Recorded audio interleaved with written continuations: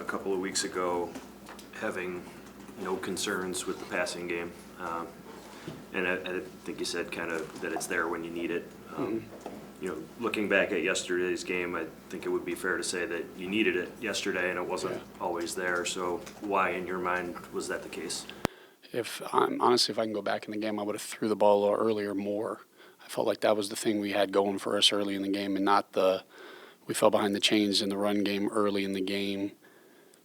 First drive, obviously we got some different defenses that, we knew with some of the moves they were going to have, there was going to be some differences. And, so the first drive came out in a couple passes with some of the adjustments, and then, want to get the run game going. But we fell behind the chains on some of the early first down runs that we've had some success with in past weeks, and so that was one of my things. If we can go back, I felt like, I should have got to the pass game a little earlier because we were a little more efficient passing the ball than we were running the ball, and then we were living in some third and longs, second and longs, which is always going to make life a little tougher. So I didn't have a concern with our pass game early, as opposed to we were living in pretty bad situations that if I can go back, I would have threw the ball a little more on first down. You take Keon out of it because he made that really nice touchdown play like yesterday.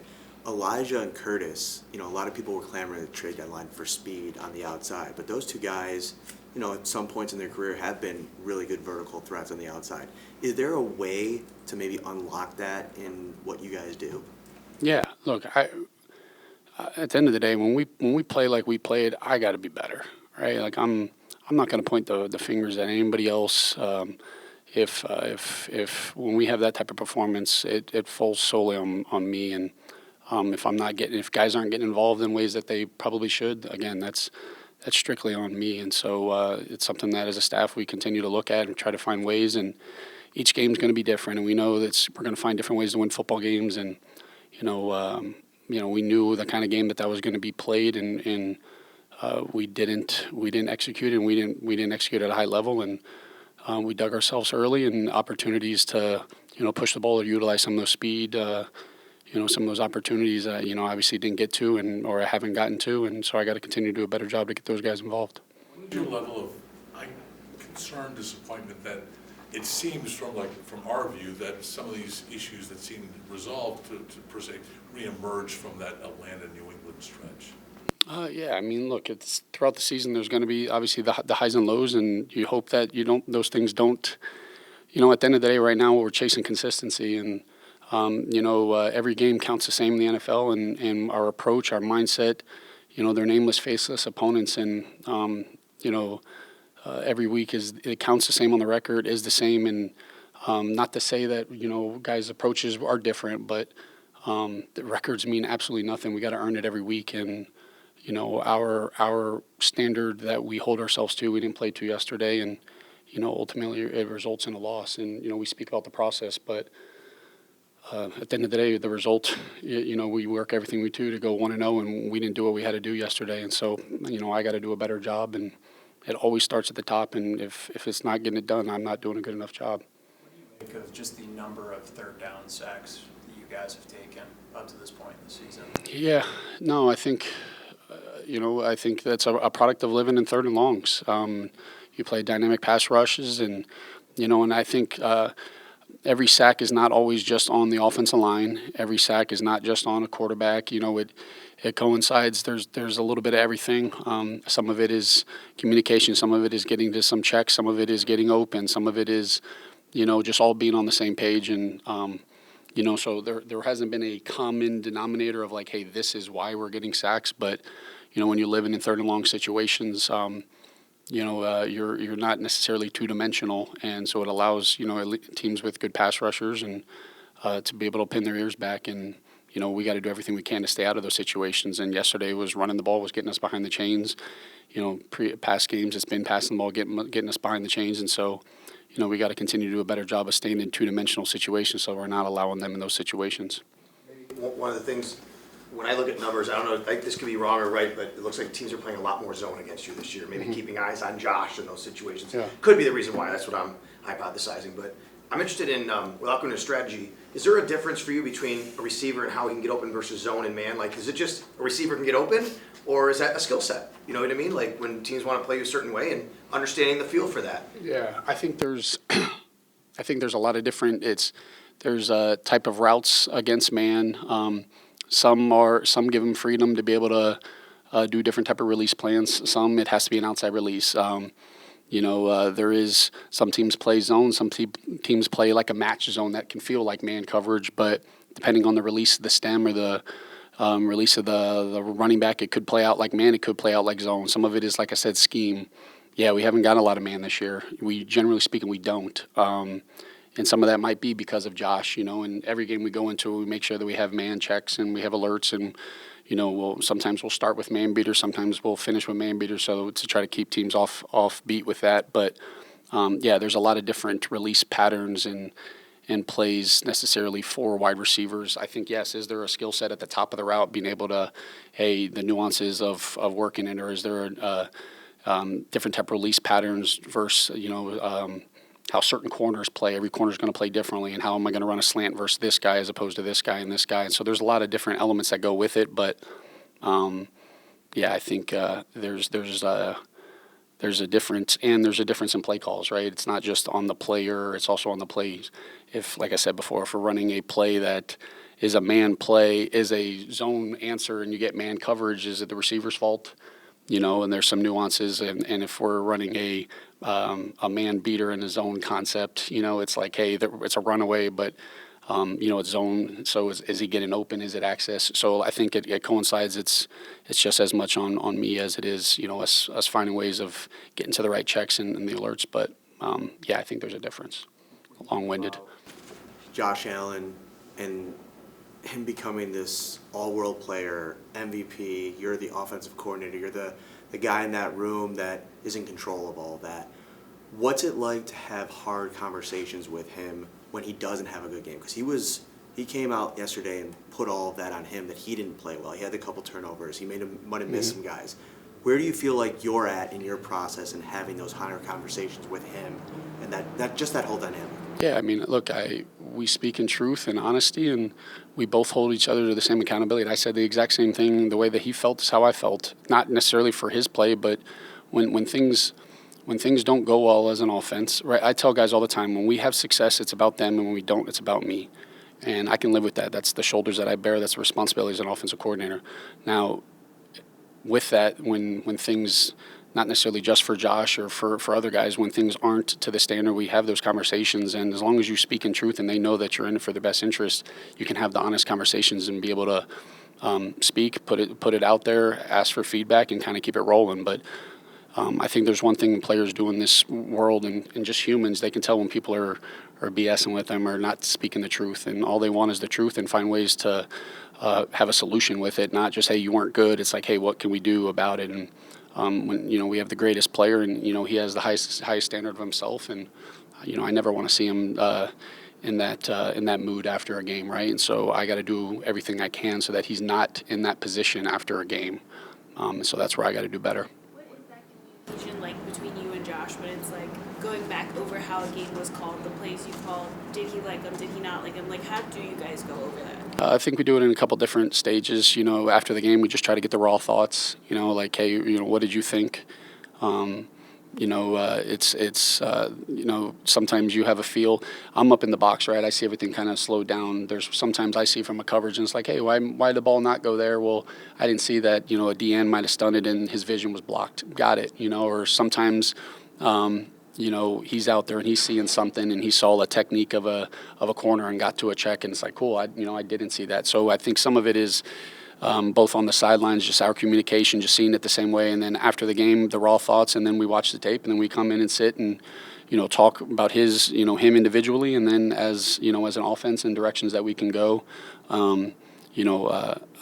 He's the best player in the world, and so we have all the confidence in us figuring it out when we don't have a good game, but the standard is a standard. The standard doesn't change, and and that's the standard that we set for our offense. And so when you have performances like that, we speak in truths, and I think you guys felt how he was yesterday, and that's how we all should be, and that's how we all were. And if we all just point the thumb at ourselves and not point the fingers at other people after losses, we'll find ways to get better. Of battling tendency and predictability versus executing the plays that work. Yeah, I think sometimes you want tendencies. Like sometimes you want them to, hey, this is a heavy run, so you know what kind of box you're getting, or both in the run game and the pass game. Sometimes you try to, so there's the fine line of that. You also want to make sure that you major in something. And if you just try to run a bunch of different plays but don't major in anything, how can you expect them to execute and be able to understand when you don't get the specific looks that you practiced against? And so when you major in a play, you've gone through the nuances of the different looks, the different techniques, the issues, and you can kind of go through it. So there's definitely tendencies that we are not a fan of, and you try to battle against it each week. There's some natural tendencies that show up, just across football that you kind of try to battle, but there's some that you're like, yeah, we know this is a tendency, but this could be a tendency that still can be utilized to our advantage.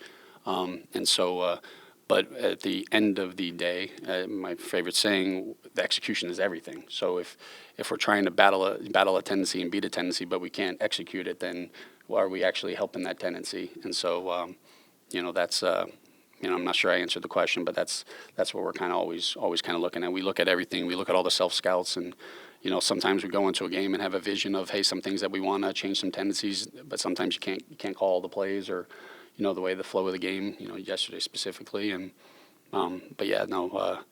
execution is always at the forefront. How much as a play caller do you stress about the idea of predictability?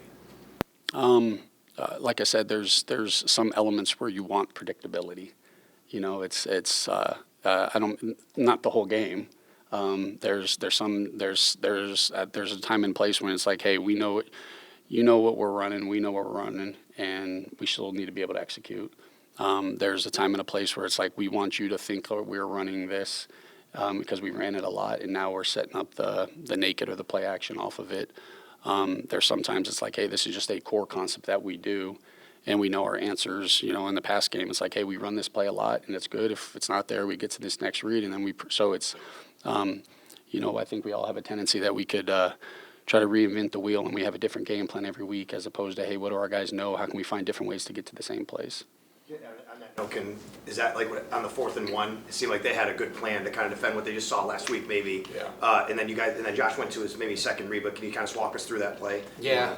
I try not to always be results oriented, but you're always going to second guess plays after they don't work, especially, right? We've done a good job on the QB sneaks, and they called a timeout. We had a downhill run with Jimbo on the timeout. And so once they called the timeout, it was like, hey, reevaluating kind of what did it look like? What did it show? And, we showed a downhill run, and, hey, could we make it look like we're running the QB sneak and get on the perimeter and, clean up some of the execution, and it didn't work. And, I don't think you can always judge. I say all the time, you can't judge the quality of a decision always by the result, but that was a critical element in the game, and you don't get the 3rd and 2 to start the game, and then you don't get the 4th and 1 right there. Like those are huge plays in a football game, and when we get a manageable third, I said we want to stay out of the 3rd and 7 pluses. Well, when we're in the manageable 3rd and 2s, 4th and 1s, like we have to be able to execute at a higher level and to be able to get these drives going, and that's how we ultimately stay on the field, and then we can get the run game going. Hey, get some of our on schedule passes. Get in the red zone and the good things happen. And when you stall in those situations, when you don't get a 4th down, that's another turnover. That's kind of where our thought was. Obviously it didn't work. When Joshua Palmer gets back, how can his skill set really open things up for your passing game? Yeah. Look, I thought, Josh did a really good job in the Atlanta game until he got injured. I think he was coming along and finding different ways to use him. He was an important signing to us, and in that room, and when he's ready to go, he's going to be an asset that's going to help us continue to get this pass game where it needs to be. You said that Palmer you were finding ways to use him when he was in the game and playing, but as an offensive coordinator, when you have probably an important part of your offense out for a few weeks, how are you making sure during those weeks he's out that you're still figuring out, okay, when he's back, this is how we can use him?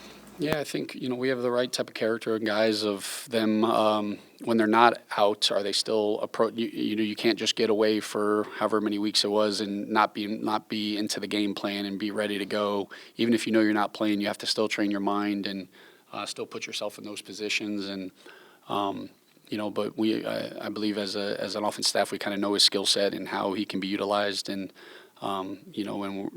Just continuing evolving with all the wideouts that we have and trying to not be as predictable in certain situations and continue moving guys around. And Joshua Palmer's a really important piece for our offense, and whenever he's ready to go, excited to get him back. You've said today and other times how you want the process of each week to look the same and, be consistent in that sense. But when you're rebounding from a loss like yesterday's, when it, guys just mentioned that they felt they came out flat.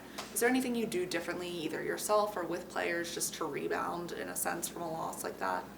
Yeah, I mean, look, you don't sleep because you reevaluate everything, but I also think it's so important to also be consistent. And if I'm changing week to week, how can I expect them to be consistent?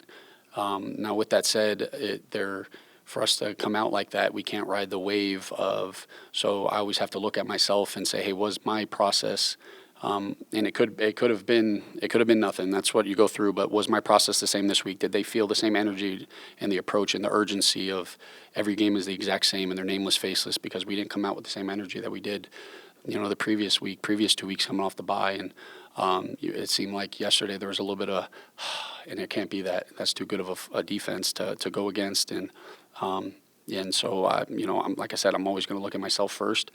I think that's the way that our offense is kind of wired. But like I said, it's always going to start with me.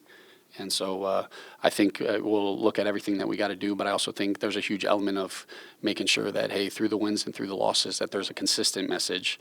There's consistency, but it also just can't be insanity. Also, there's that fine line, right? And so, we'll continue looking at everything. We're 6-3 right now. There's a lot of season ahead of us, and the way the NFL football works is you're week to week, and it's the worst thing in the world after a loss, and it's the best thing after a win. And after a win, you got to do everything you can to the opportunity to go do it again. And when you lose, all you want is the opportunity to do it again. And so, getting our guys in the right framework and mindset ready to go this week because we have a huge opportunity for us. And then the next week is going to be the exact same. And as long as we can continue to approach the weeks the same, good things will happen. You said you wish you would have thrown more early in the game. Respectfully, that's one of the worst pass defenses in the NFL. Why wasn't that the plan going in? Well, I think some of that is, we went into the game and, like I said, the first drive, I think sometimes you look at stats week to week, like the week before it was the best run defense and we ran, or, Carolina was a great run defense and we ran it on them. And so some of it is matchups, some of it is the style of play, the scheme. Like, I don't think the stats always necessarily tell you the picture. A lot of times we don't even look at the stats because some of it is you can look at a team and it's like, oh, man, they gave up 200 yards rushing to a team. Well, they had 2 carries that went for 70 yards, and the other ones were all 2 yards. Was it a good game? So in that situation, I think it's always important for us to establish the run. If we can establish the run, regardless of the type of team, then we can stay in 2-dimensional situations. And you don't want to wait till too late to kind of figure out what their game plan is from the run game standpoint. Obviously, when you go 3 and out, you don't get to see that. Then when you get the next series and you go 5 and then you have another 3 and out, you don't get to see those. And, you're 3 drives into the game and you're still trying to get a feel of, there was very elements of a new defense kind of that we were facing. And they did a really good job yesterday and executed at a high level. And but when I say passing the ball early, it's like I didn't want to get away from next. We're 10 plays in and we've only ran the ball once or twice.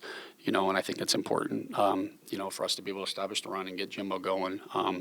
We've had some games where we haven't gotten him going early, and you can see how good it is when we get him going, and I got to do a better job just getting that 2-dimensional, finding ways to stay on the field, us run the football and be able to get Josh in a rhythm early, kind of like we did against Kansas City in weeks that we've been having success.